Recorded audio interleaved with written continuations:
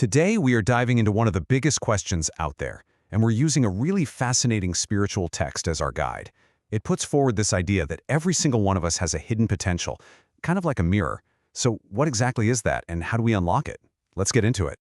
So let's just start with the biggest question of all. What are we all doing here? What is our ultimate purpose? I mean, people have been asking that forever, right? Well, the source material we're looking at today offers a very specific and, I think, a really powerful answer. So, this text suggests that humanity has this one-of-a-kind ability to be a mirror that reflects the qualities of a divine creator. Just think about that for a second. Out of everything in creation, we're the ones designed to reflect attributes like love and knowledge and justice. So, in a way, our whole purpose is to recognize and then channel that divine light. Okay, but that brings up a pretty obvious question, doesn't it? If we have this incredible, mirror-like potential, why don't we see it shining in ourselves and in the world all the time? Why does it feel so hidden? Well, the text explains that these divine energies are latent. They're dormant inside us. They're there, for sure, but they aren't just automatically switched on. The potential for light is there, kind of like a flame hidden inside a candle, just waiting for something to ignite it. And you can really see the core problem laid out here. On one side, you've got our amazing potential, the flame, the light, the reflection. But on the other side is our day-to-day reality. It's hidden, it's obscured, and it's covered by what the text calls dross.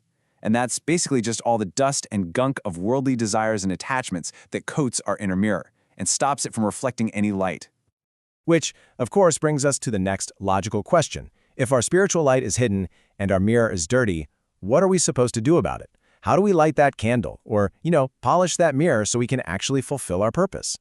And the text is super clear on this. We can't do it alone. It's impossible. Just like a candle can't light itself and a mirror can't just wipe away its own dust, we need some kind of external force to help us out. So, if we can't do it ourselves, who or what can help?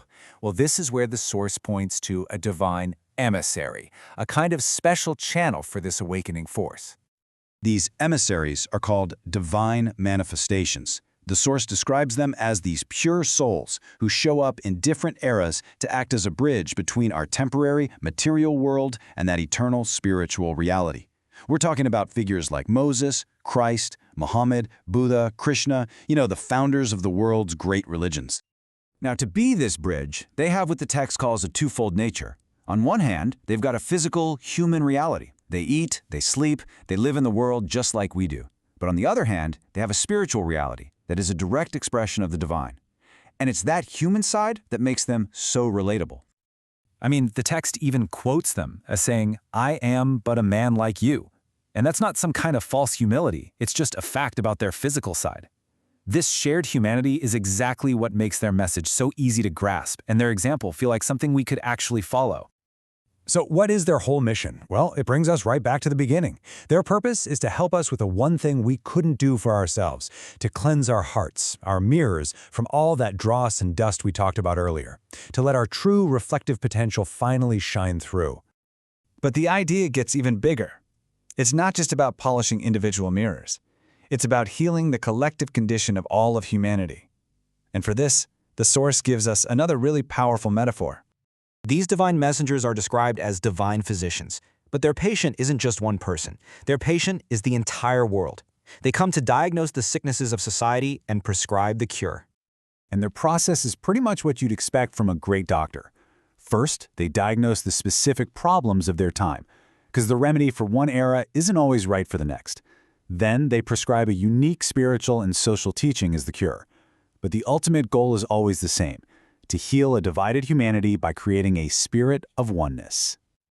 And according to our source, this entire process, this divine healing, this polishing of humanity's mirror, it's all driven by two primary, overarching goals. First, it's about educating us, freeing us from the darkness of ignorance. And second, it's about establishing peace and unity in the world. So you see, it's both an individual awakening and a collective transformation. One is all about our inner light, and the other is about creating outer harmony. So is this a thing that happened once or twice in history and then just stopped? The source is really emphatic on this point.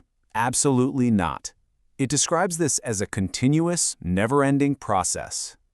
The argument it makes is pretty profound. It says that if humanity ever stopped receiving this guidance, the world would, and I quote, completely perish. So this stream of divine assistance has always been flowing, and it will always keep flowing, as long as people are around. The text puts it in this really beautiful way. From the beginning that hath no beginning, the portals of divine mercy have been flung open. So this flow of guidance isn't some rare, historical event. It's an eternal and constant feature of our reality.